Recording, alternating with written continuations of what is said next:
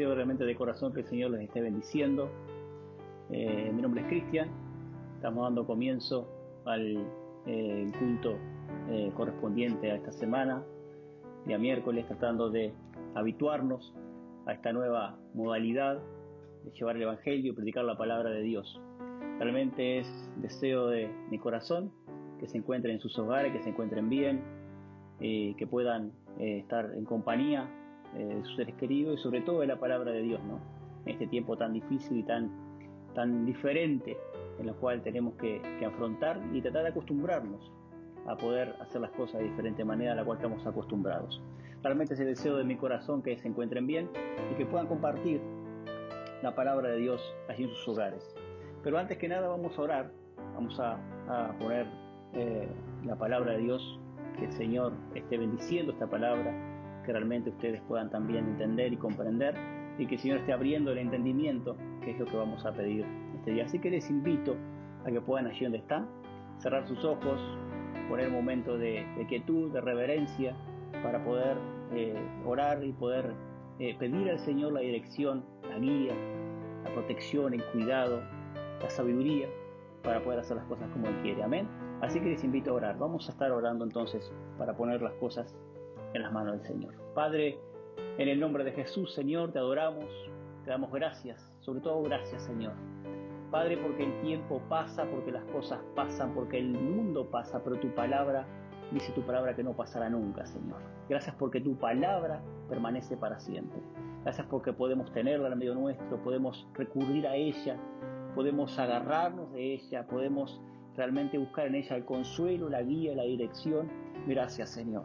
Este tiempo, este culto, Padre, queremos ponerlo en tus manos. Esta reunión queremos ponerla en tus manos. Esta tu palabra, Señor. Queremos pedirte que tú abras el entendimiento de tu pueblo, de tu iglesia, Señor, de tus hijos, de cada uno de nosotros, para que podamos entender, comprender qué es lo que tú tienes para nosotros en este día. Gracias, Señor, por tu gran amor, por tu misericordia.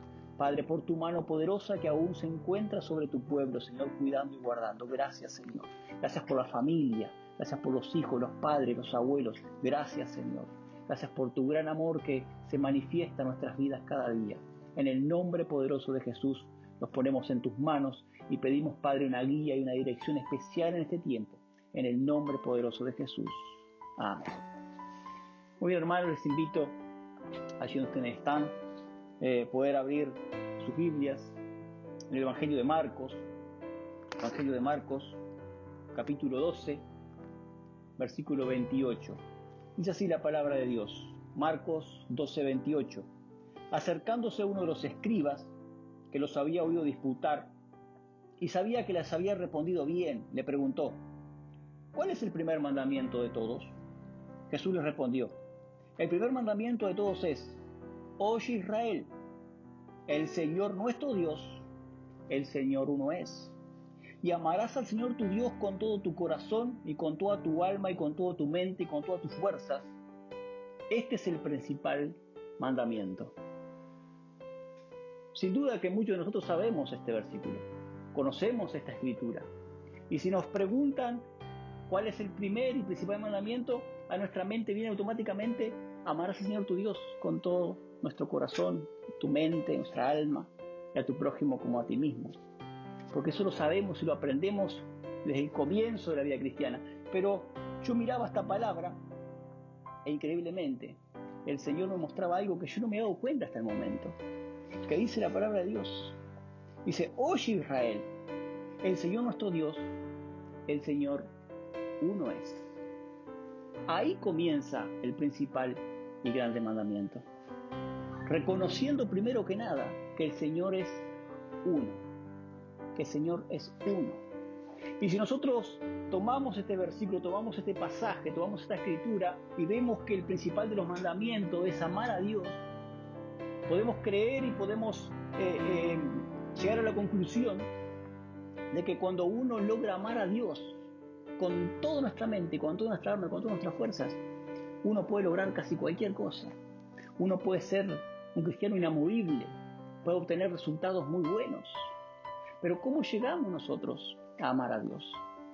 ¿Cómo llegamos a amar a Dios realmente como Dios nos pide que le amemos? Primero que nada, según dice la palabra de Dios, debemos nosotros reconocer a Dios como único Dios. En el idioma, en el griego original, acá está traducido como el Señor uno es.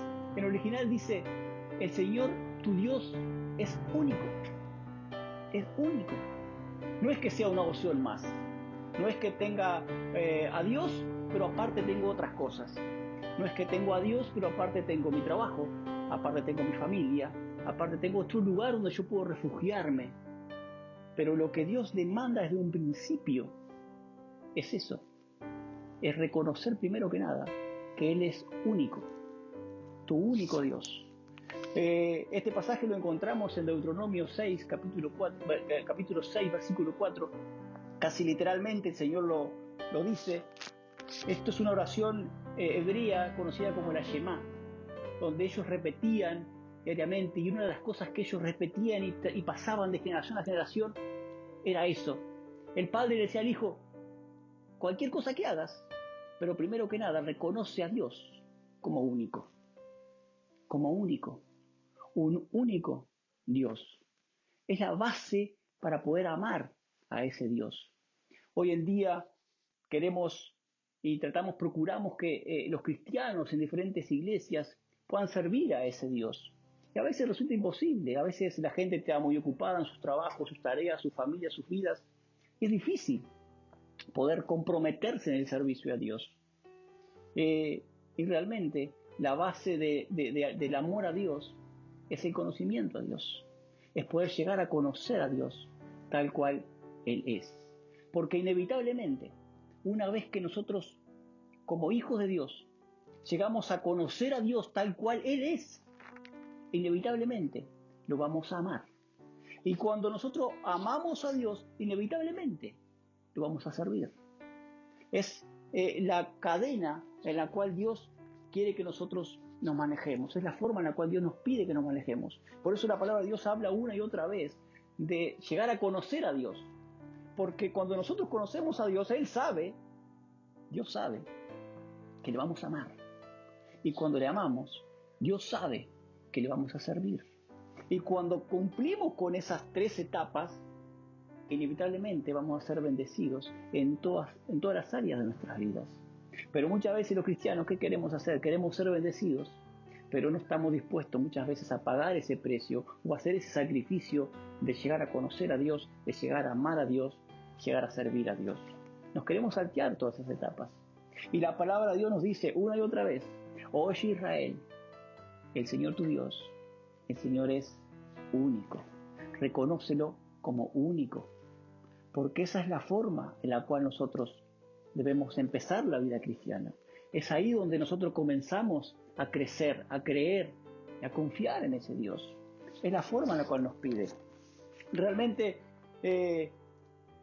esta palabra nos lleva a confrontarnos con nosotros mismos, porque es difícil llegar a depender solamente de Dios, porque somos seres naturales, las cuales nos movemos y somos influenciados por nuestro entorno, ¿verdad? Dependemos del trabajo, dependemos del dinero, dependemos de la salud, en este caso que se está hablando en estos tiempos mucho de la salud. Y cuando nos quitan todo ese confort, nos quitan toda esa seguridad, nos quitan todo ese tipo de confianza, la gente que no tiene a Cristo en sus vidas, que no tiene a Dios, no sabe qué hacer. Se desespera, se preocupa, se inquieta, se angustia, se deprime y se enferma. Y los cristianos muchas veces nos olvidamos que Dios nos dice, no importa lo que no tenés, pero sí debemos concentrarnos como hijos de Dios en lo que sí tenemos, que es aún Dios, el cual nos dice, hijo, hija, yo quiero ser para ti tu único Dios. Que no haya otro Dios en tu vida. Es eso lo que la palabra nos dice, para poder amarlo de la forma que Él nos pide. Llegar a conocerle a Dios, como Él nos dice. Conocer a Dios a veces es difícil, porque realmente para poder conocerle a Él, y acá es otra palabra griega que se dice ginosko en griego, que dice, significa literalmente poder desnudarse ante otra persona. Es el mismo término que la palabra de Dios usa para el matrimonio, cuando el esposo y la esposa se conocen, dice la palabra de Dios, significa que hay intimidad entre ellos. Es el mismo término que la palabra de Dios dice y nos pide que tengamos para con Dios, para con nuestro Padre. Intimidad, poder desnudarnos delante de Él. Eso significa ginosco, desnudarse delante de Dios, desnudarse delante de Él y decir, Señor, esto es lo que soy, esto es lo que tengo, no te puedo ocultar nada, tú lo conoces todo, tú lo sabes todo. Entonces cuando nosotros nos descubrimos y quitamos toda barrera, todo impedimento que nos impida acercarnos a Él, entonces Él se descubre en nosotros y es ahí donde empezamos a entender y a conocer a Dios tal cual es. Déjeme contarle una reflexión, sobre todo para las damas. Imagínense, esto es una imaginación, imagínense el hombre perfecto, el hombre perfecto, el hombre que es buen mozo, que tiene buen trabajo, es un empresario, está muy bien económicamente, un hombre extremadamente amable y aparte de todas esas cosas es su esposo.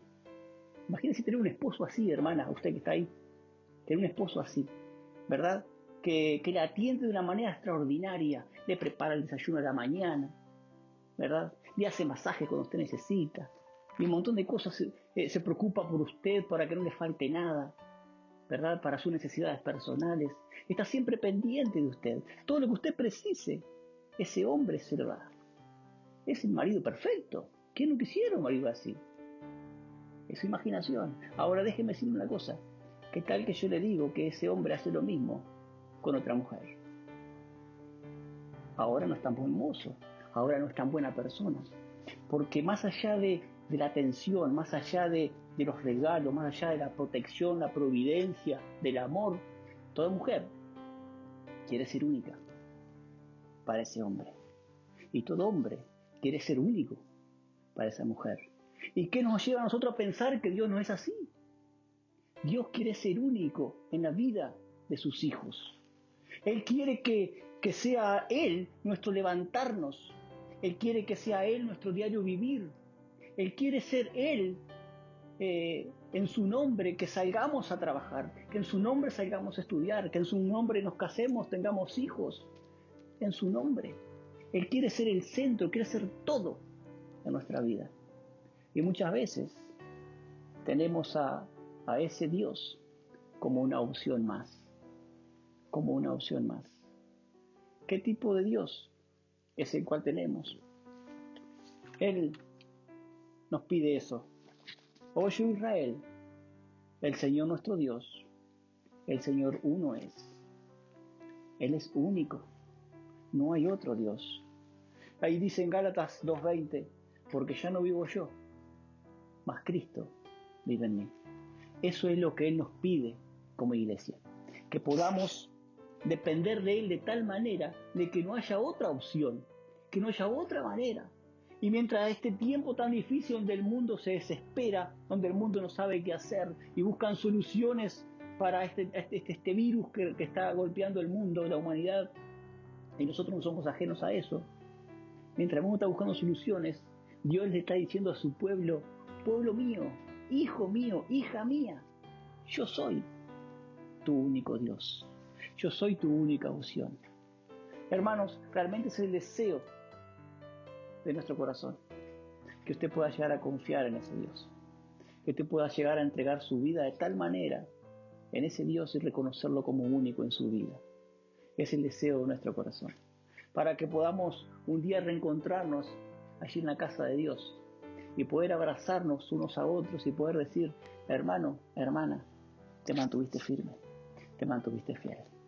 Es el deseo de nuestro corazón realmente que el Señor les bendiga y que esta palabra de Dios pueda llegar a su vida y a su corazón.